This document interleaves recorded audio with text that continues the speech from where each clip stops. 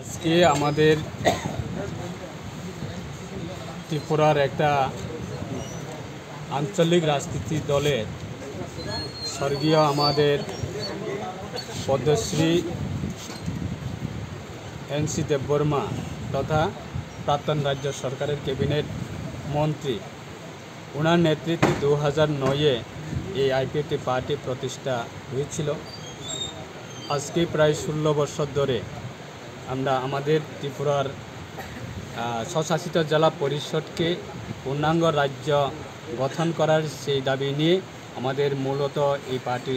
প্রতিষ্ঠা হয়েছে এবং সেই দাবিকে কেন্দ্র করে এবং সেই ইস্যুকে কেন্দ্র করে আজকে প্রায় 16 বছর ধরে আমরা এই রাজ্যে গণতান্ত্রিক পদ্ধতির মাধ্যমে আমরা বিভিন্ন সময়ে বিভিন্ন ধরনের আমাদের কর্মসূচি সেটাকে আমরা চালিয়ে এসেছি। আজকেও আমরা প্রায় আমাদের আইপিএফটি যারা রাজ্য কমিটি এবং সারা রাজ্যে যারা আইপিএফটি কর্মীর জন্য আজকের দিনটা অত্যন্ত গুরুত্বপূর্ণ, যে আমাদের এই দিন আজকে প্রায় 16 বছর পূর্ণ হয়েছে এবং আমাদের স্বর্গীয় এনসি দেববর্মার নেতৃত্বে 2009 থেকে প্রায় 2021 পর্যন্ত আমরা স্বর্গীয় এনসি দেববর্মার নেতৃত্বে আমরা এই দলে আমরা কাজ করে এসেছি এবং আমাদের বর্তমান রাজ্য কমিটির মাননীয় সভাপতি তথা ত্রিপুরা সরকারের মাননীয় প্রাক্তন মন্ত্রী প্রেম কুমার রিয়াং মহোদয় ওনার সভাপতি আমার পার্টির ওনার প্রেসিডেন্ট নেতৃত্বে আজকেও আমরা সেরকমভাবে আমরা গণতান্ত্রিক পদ্ধতির মাধ্যমে আমরা আমাদের বিভিন্ন কর্মসূচিকে আমরা নিয়ে সারা রাজ্যের আমাদের যারা আইপিএফটি কর্মী আছে তাদেরকে নিয়ে আমরা চালিয়ে যাচ্ছি। আগামী দিনেও আমাদের সেরকম কর্মসূচি থাকবে, যে গণতান্ত্রিক পদ্ধতি সেটা আমাদের ভারতের সংবিধানের মোতাবেক সেটা আমরা স্বশাসিত জেলা পরিষদকে আমরা পূর্ণাঙ্গ রাজ্য দাবি পূর্ণাঙ্গ রাজ্য গঠন করা, সেটাই আমাদের মূলত আমাদের উদ্দেশ্য। আগামী দিনেও সেটা আমরা গণতান্ত্রিক পদ্ধতির মাধ্যমে আমরা সেটা করে যাব এবং সারা রাজ্যের ক্ষেত্রে এক সময়ে আমাদের পার্টি বিভিন্ন কারণে আমাদের পার্টি কিছু না কিছু দুর্বলতা হয়েছে এবং বর্তমান পরিস্থিতিতে আমাদের দল এবং আমাদের পার্টি খুব ভালো একটা পরিস্থিতিতে আমরা আবার পুনরায় সেটা ওভারকাম করতে পেরেছি এবং আগামী দিনেও আমাদের বিশ্বাস যে সারা রাজ্যে যেহেতু আমাদের ভারতের সংবিধানের আছে, এই সংবিধান মোতাবেক আমাদের আগামী দিনে আমাদের অস্তিত্বকে টিকিয়ে রাখার জন্য তার জন্য আমরা সংবিধানকে বেস করে পবিত্র সংবিধানকে সামনে রেখে এবং পবিত্র সংবিধানের মোতাবেক আর্টিকেল 2 and 3 দ্বারাই আমাদের রাজ্যে স্বশাসিত জেলা পরিষদকে আমরা পূর্ণাঙ্গ রাজ্য দাবি গঠন করা এবং ভারত সরকারের নিকট বারংবার আমাদের এই দাবিগুলি আমরা জানিয়ে এসেছি এবং আগামী দিনেও সেরকমভাবে আমাদের গণতান্ত্রিক আন্দোলনের মাধ্যমে আমরা ভারত সরকারের নিকট সেইগুলি আমরা আশা রাখছি যে আমাদের ত্রিপুরার জনজাতিদের অস্তিত্ব রক্ষার স্বার্থে আমাদের অবশ্যই ভারত সরকার আমাদেরকে সেই দাবিগুলি অবশ্যই কনসিডারেশন করবে, সেটা আমাদের বিশ্বাস। এই কারণে আজকে আমরা আমাদের এই আজকে একদিনে যে আমাদের পার্টি ফাউন্ডেশন ডেতে আমাদের বিভিন্ন বিষয়বস্তু নিয়ে আমরা আলোচনা করব, তার কারণে আজকে আমরা একদিনের জন্য আগরতলা দর্শক ভবনে আমাদের এই আজকে একদিনের কর্মসূচি অনুষ্ঠান। দেখো, আমাদের আইপিএফটি প্রথম শুরু থেকেই একটি দাবি ছিল যে অন্যান্য দলের মতো 14 দফা দাবি, 15 দফা দাবি, 20 দফা দাবি নিয়ে আইপিএফটি প্রতিষ্ঠা হয়নি। একটা দাবি নিয়ে স্বর্গীয় এনসি দেববর্মার নেতৃত্বে যে স্বশাসিত জেলা পরিষদকে আমরা ভারতের সংবিধানের মোতাবেক আর্টিকেল 2 and 3 দ্বারাই পূর্ণাঙ্গ রাজ্য গঠন করা,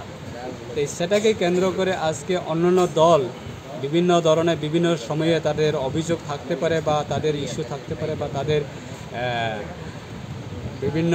অভিযোগ থাকতে পারে, কিন্তু আমরা সেটাই বলবো যে আমাদের দল আমাদের একটা আইডিওলজি আছে, বিজেপি দলের একটা আইডিওলজি আছে, সিপিআইএম দলের একটা সিপিআইএমের আইডিওলজি আছে, কংগ্রেসের দলের একটা আইডিওলজি আছে বা আদার্স রিজনাল পলিটিক্যাল পার্টি তাদেরও একটা আইডিওলজি আছে। তো বিভিন্ন সময়ে বিভিন্ন ইস্যুগুলি যখন মেজর ইস্যুগুলি যখন রাইজ হয় বা জনগণের স্বার্থে বা এই রাজ্যের জনজাতিদের স্বার্থে বিভিন্ন সময়ে বিভিন্ন ইস্যুগুলি যখন রিলেটেড হয়, বেসিক যে মেজর ইস্যুগুলি যখন রিলেটেড হয়, তখন আমরা as a regional political party হিসাবে আমরা কোনো দিনে নীরবে থাকি না। তখনও আমরা আমাদের স্ট্যান্ডগুলি আমরা রাজ্য বিভিন্ন জনজাতির অংশের বিভিন্ন ইস্যুগুলি যখন রাইজ হয়, তখনও আমরা আমাদের স্ট্যান্ডগুলি আমরা ক্লিয়ার করে এসেছি এবং ক্লিয়ার করে থাকি। তো আগামী দিনেও বিরোধীরা কি বলে বা তাদের কি কারণে যে আমাদের আইপিএফটি পার্টির একটা দাবি, যে ত্রিপলায়ন দাবি, সেই দাবিকে নিয়ে তাদের কি মাথা ব্যথা জানি না। তাই আমরা অ্যাজ এ আইপিএফটি পার্টির পক্ষ থেকে আমরা তাদেরকে অনুরোধ করব, প্রয়োজনে যদি হয়ে থাকে আপনারাও আমাদের এই যে দাবিকে সমর্থন করতে পারবে। যে আমাদের রাজ্যের মধ্যে যদি এখন ভারতবর্ষে প্রায় 28টা রাজ্যের মধ্যে আগামী দিনে যদি আমাদের ভারতবর্ষে যদি 40টা পূর্ণাঙ্গ রাজ্য যদি হয় বা 50টা রাজ্য যদি গঠন হয়, তাহলে ক্ষতি কোথায়? আমরা সমাজের মধ্যে বলে থাকি যে আমাদের সমাজে যে ছোট পরিবার সুখী পরিবার। কেন আজকে দিনে দাঁড়িয়ে প্রত্যেকটা যারা নতুন সংসার করছে বা নতুন প্রজন্ম যারা সংসার করছে, তাদের চাহিদা কি যতই ছোট পরিবার ততই ভালো। তার মানে কি জনসংখ্যা যদি কম থাকে তাহলে সুখী হবে, জনসংখ্যা যদি পরিবারের মধ্যে যদি জনসংখ্যা কম থাকে তাহলে বিভিন্ন সময়ে তাদের পরিবার চালানোর ক্ষেত্রে সুবিধা হবে, সেরকম মানসিকতা। তো আজকে ত্রিপুরার মধ্যে বা উত্তর পূর্বাঞ্চলের মধ্যে যে আরও যদি 3-4টা যদি পূর্ণাঙ্গ রাজ্য যদি গঠন হয়, ক্ষতি কোথায় হবে? বাজেট আসবে, বাজেট পাবে, অর্থনৈতিক আরও শক্তিশালী হবে, উন্নয়ন আরও হবে। আজকে ত্রিপুরার ক্ষেত্রে প্রায় 40 লক্ষ মানুষ আছে। এই 40 লক্ষ মানুষের মধ্যে যদি 2টি যদি পূর্ণাঙ্গ রাজ্য যদি হয়, ক্ষতি কোথায় হবে? আমাদের ত্রিপুরাতে উন্নত হবে এবং যার অধিকার তারা পাবে, অর্থনৈতিক শক্তিশালী হবে, যার স্বাধীনতা সবাই পাবে। তাই সেটাকে কেন্দ্র করে আমাদের দল পরিষ্কারভাবে 2009 থেকে আমাদের এই দল স্বর্গীয় এমসি দেববর্মার নেতৃত্বে, সেটাই শুধু রাজ্যের মানুষের কাছে নয়, ভারতবর্ষে প্রায় 140 কোটি মানুষ আজকে জানে যে ত্রিপুরার জনজাতিরা বা ত্রিপুরা ট্রাইবেলরা বা ত্রিপুরাসারা কেন পূর্ণাঙ্গ রাজ্যের দাবি করছে। সেটা শুধু এখন নতুনভাবে আবার ক্লারিফিকেশন দেওয়ার কোনো প্রয়োজন নেই বলে আমি মনে করি। ভারতবর্ষের সবাই জানে, ভারত সরকারও জানে এবং ভারতবর্ষের প্রত্যেকটা রাজনীতি দলের যারা নেতৃত্বে আছে সবাই জানে যে ত্রিপুরা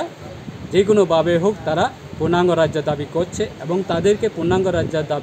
দাবি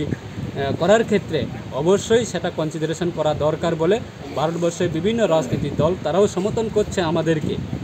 তাই আমাদের বিশ্বাস আগামী দিনে অবশ্যই ভারত সরকার অবশ্যই সেটা